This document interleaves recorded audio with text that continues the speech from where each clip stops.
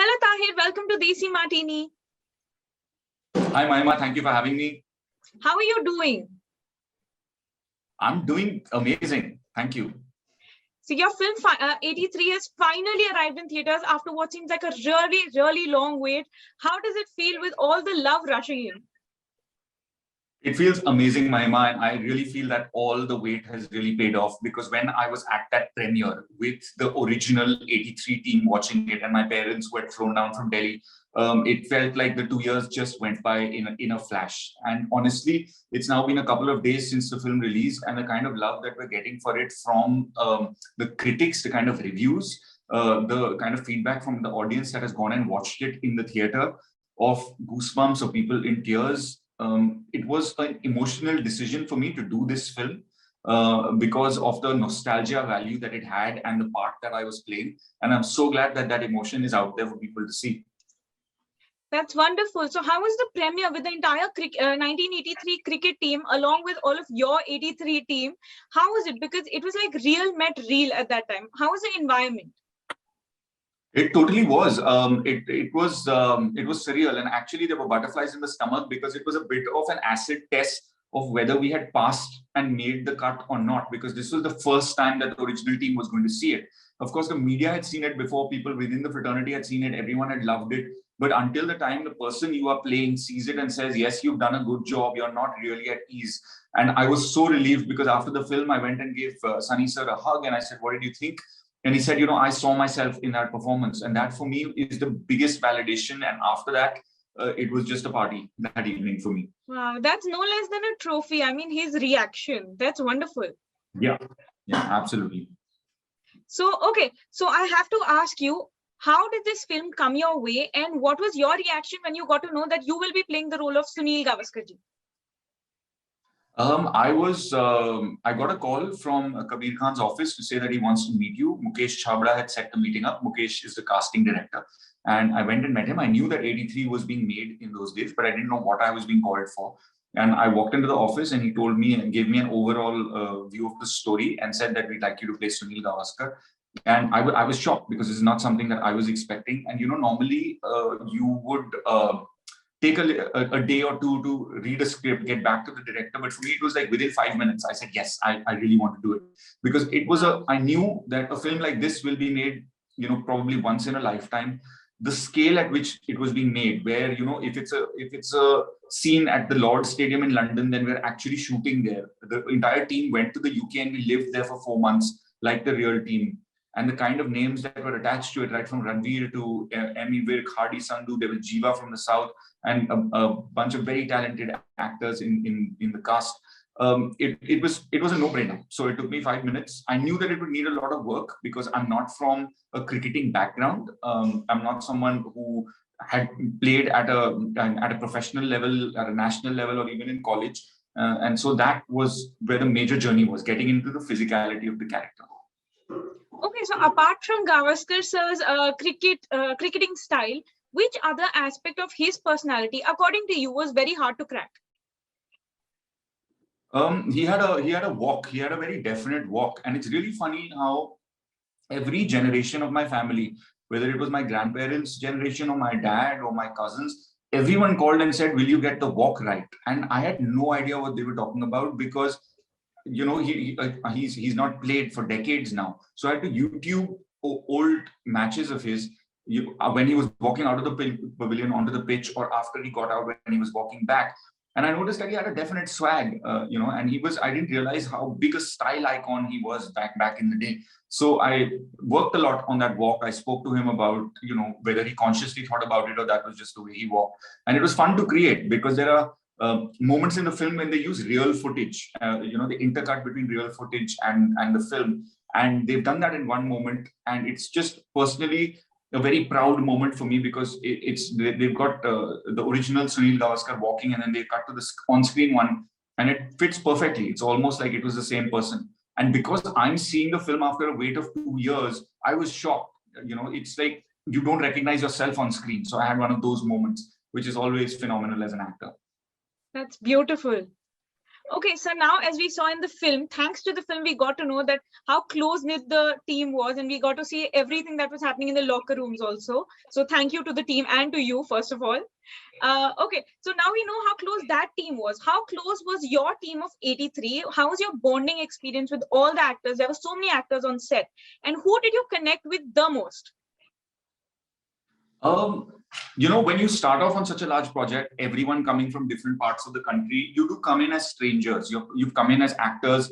Everyone wants to put their best foot forward. There's a little bit of formality. But, when you start to train together, we went to cricket camps together, we had readings together. It's almost as if you've all joined a new school or a new college and you have an initiation session. And then after that, gradually, people start to open up to each other. Of course, then when we all travel to the UK, we're staying in the same hotel, we're traveling in the team bus, we've gone to places we've never been to before. It was like going on a college trip. And it's really funny because if you compare us in the first few videos or images of our practice sessions, and then towards the end on that Lord's balcony when we were lifting the cup, those are genuine bonding moments. We really ended up feeling like a team. And the best thing about this film is that we've shared this memory and it's a bond for life. So, even many years from now, if I happen to visit the States where a lot of the actors came from, and I gave Hardy Sandhu a call and said, hey, I'm in your city, I'm shooting, or I'm here for a holiday, would you like to catch up? I'm very sure the answer would be yes. So who are you going to stay in touch with now that the film is out? We're all in touch. There is an 83 boys WhatsApp group. All of us are in touch. And we've been in touch over these past 2 years, telling each other about what's going on in each other's lives. So we're all very much in touch. That's the most special thing about working on films, because they last for anything between 6 months to a year, and then you make these friends. You might or might not work with them again, but when you meet, you've always got like this common history. It's like meeting an old college friend or an old school friend. That's so nice. So you made a really good film. You got Sunil Gavaskar ji's approval, and you also made a lot of friends. Yes, then now that you put it like that, I've had a good year. Touch wood for that. Another good year coming up. Okay, so now the film has received rave reviews. Your performances have received great reviews from netizens as well as critics. Everybody has loved it. And also the word of mouth has really traveled. But one thing that has happened, which was not expected, is the box office collections. It's not as good as was expected. What do you, how, as an actor, how much does that matter to you, box office collection? When I saw the film at the premiere, I know that I'm a part of a timeless film. It's a period film. Whether you watch it today or you decide to watch it a few months from now or a couple of years from now, it's still going to evoke the same kind of feeling that it did at the night of the premiere for everyone who watched it. Films like these are made once in a lifetime. Films on this scale are a once in a lifetime ride, and I'm just really fortunate to be a part of it. I got to hold the bat and walk out of the real pavilion at Lord's onto the pitch as Sunil Gavaskar. And that's what I'm tripping on. So the question that you asked, the kind of love that it's got from both the audience as well as family members, the original team, that for me is priceless. And also, we're very aware as the team that what's really priority at the moment is people's safety. So if someone feels that they're safe at home, and then we would encourage that. However, if you want to watch the film with all the precautions, more power to you. Okay, so now talking about people's safety, when COVID came into our lives, the theaters were shut down. Makers patiently waited for theaters to reopen again. Your film finally came on theaters after 2 long years of waiting. But now, because of the Omicron scare, the theaters in our country are shutting down again. What was your reaction when you got to know that your film has just released and just a few days later, people are talking about shutting down theaters? What was your reaction at that point? See, it's an evolving situation. One doesn't know honestly, no one can predict 3 weeks from now, will the situation be better or worse? And like I said, like for us, the fact that the film came on the big screen and will remain in theaters, even if, let's say, they shut now, they'll open up at some point, it will remain in the theaters. And the joy of this film is you don't necessarily have to watch it on the first Friday when it came out. Even if you watch it on the 5th Friday, it'll still give you that feeling. And I've seen it 3 times, but I can't wait to get to a theater for the 4th time and watch it with other friends who haven't seen it. So if you're sitting at home and watching this interview and you feel like the theater's shut in your city today, but you can't watch it, wait for it to open. It'll still be there and you definitely must check it out. But like I said, right now for us as a team, safety and people's well-being is priority. Great. Okay, so now from 83, shifting to your next film, that is Loop Lapeta with Taapsee Pannu. It's finally coming on Netflix. And how excited are you about it? Very excited, purely because it's a genre that I haven't done before. It's the first time that I'm going into the romantic hero space. And I'm really looking at 2022 as the transition to main lead parts. And I'm so excited because it's really been quite a journey. I've done all kinds of stuff from the antagonist to playing a college drama with Chichore to a sports drama with 83. So it's really shifting into fifth gear now, going at it full on. And Loop Lapeta it's a quirky heist film, which also has romance. And who better than Taapsee Pannu to be in a romantic drama with? And I'm just really excited for how the audience responds to it. Great. Okay, and you have a web series as well, Ye Kali Kali Aankhein. Everybody has loved the trailer. People are going gaga over the content. They're saying content is king. The performances are wonderful. They can't wait for it to finally premiere. What attracted you to this project? Two things, Maima. One is, of course, that it's a romantic drama again. It starts off as a soft romantic drama, but as the teaser tells you, it sort of progresses into a darker psychological thriller.